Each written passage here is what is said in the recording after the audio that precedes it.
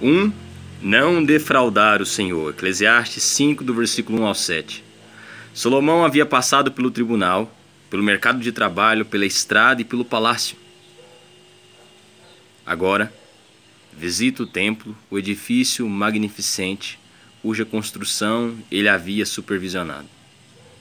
Observa os adoradores indo e vindo, louvando a Deus, oferecendo sacrifícios e fazendo votos.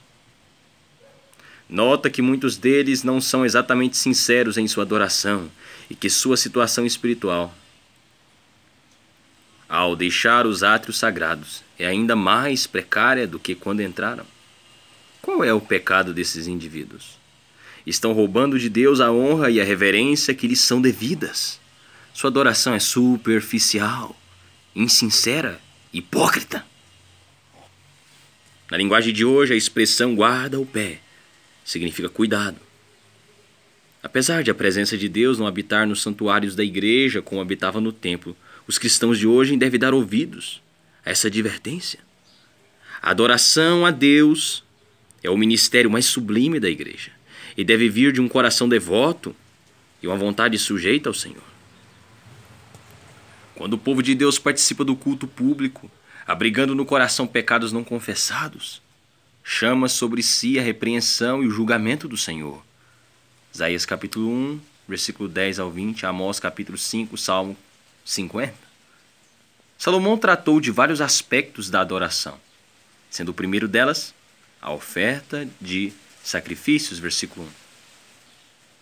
Nos dias de hoje, o povo de Deus não oferece animais ao Senhor como os devotos do Antigo Testamento, pois Jesus Cristo cumpriu todos esses sacrifícios com sua morte na cruz. Hebreus 10, do versículo 1 ao 14. Porém, como sacerdotes de Deus, os cristãos de hoje oferecem sacrifícios espirituais por intermédio de Cristo, nosso corpo. Romanos 12, 1, versículo 2. Pessoas conduzidas ao Salvador, Romanos 15, 16. Dinheiro, Filipenses 4, 18. Louvores e boas obras, Hebreus 13, versículo 15 e 16. Um coração quebrantado, Salmo 51, 17. E orações de fé, Salmo 141, versículo 1 e 2. O importante é que o adorador esteja disposto a ouvir melhor, ou seja, a obedecer à palavra de Deus.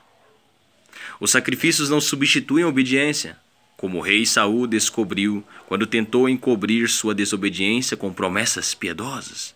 1 Samuel 15, do versículo 12 ao 23. As ofertas nas mãos, sem uma fé obediente no coração, tornam-se sacrifícios de tolos. Pois somente um tolo pode pensar que é capaz de enganar a Deus. O tolo acredita que está fazendo algo de bom, quando na verdade está apenas fazendo o mal. E Deus sabe disso. Em seguida, Salomão adverte sobre a oração descuidada, versículo 2 e versículo 3. Orar é algo muito sério e, assim como o casamento, não deve ser considerado de modo leviano ou desatento, mas com sobriedade e temor do Senhor. Se você e eu tivéssemos o privilégio de expressar nossas necessidades e pedidos ao governante de nosso país, sem dúvida, prepararíamos nossas palavras com cuidado e teríamos um comportamento apropriado. Aproximar-se do trono do Deus Todo-Poderoso é infinitamente mais importante. E, no entanto, não faltam orações levianas feitas por pessoas que não sabem coisa alguma sobre o temor do Senhor. Ao orar, devemos ficar atentos a palavras precipitadas e a palavras em excesso. Mateus 6, 7. O segredo da oração aceitável é um coração preparado. Salmo 141, versículo 1, versículo 2. Pois a boca fala daquilo que o coração está cheio. Mateus 12, do versículo 34 ao 37. Se orarmos apenas para impressionar as pessoas, não nos comunicamos com Deus. John Bunyan, autor de O Peregrino, escreveu: na oração é melhor ter sinceridade sem palavras do que palavras sem sinceridade. Na oração, é melhor ter sinceridade sem palavras do que palavras sem sinceridade. O versículo 3 apresenta uma analogia, assim como uma grande quantidade de sonhos mostra que a pessoa adormecida é diligente em seu trabalho. Uma grande quantidade de palavras mostra que a pessoa em oração é insensata. Provérbios 29 e 20. Lembro-me de uma reunião de oração da igreja durante a qual um rapaz fez uma oração longa, eloquente, mas ninguém sentiu o poder de Deus operando. Quando um imigrante muito simples se levantou e fez uma oração curta, com o pouco inglês que sabia, todos nós respondemos com Amen. Um amém fervoroso. Sentimos que Deus havia ouvido seus pedidos. Spurgeon disse: não é a extensão de nossas orações, mas sim sua força que faz diferença. A terceira demonstração de Salomão diz respeito a fazer votos ao Senhor, versículo 4 ao 7. Deus não exige que seu povo faça votos a fim de ser aceito por ele, mas os votos eram uma oportunidade de expressar devoção, caso sentisse o desejo de fazê-lo. Números capítulo 30, Deuteronômio 23, do versículo 21 ao 23, Atos 18, 18. O pregador adverte sobre 2 pecados. O primeiro é fazer votos sem ter a intenção de cumpri-los, ou seja, mentir para Deus, mentir a Deus. O segundo é fazer votos, mas demorar a cumpri-los, na esperança de conseguir escapar deles.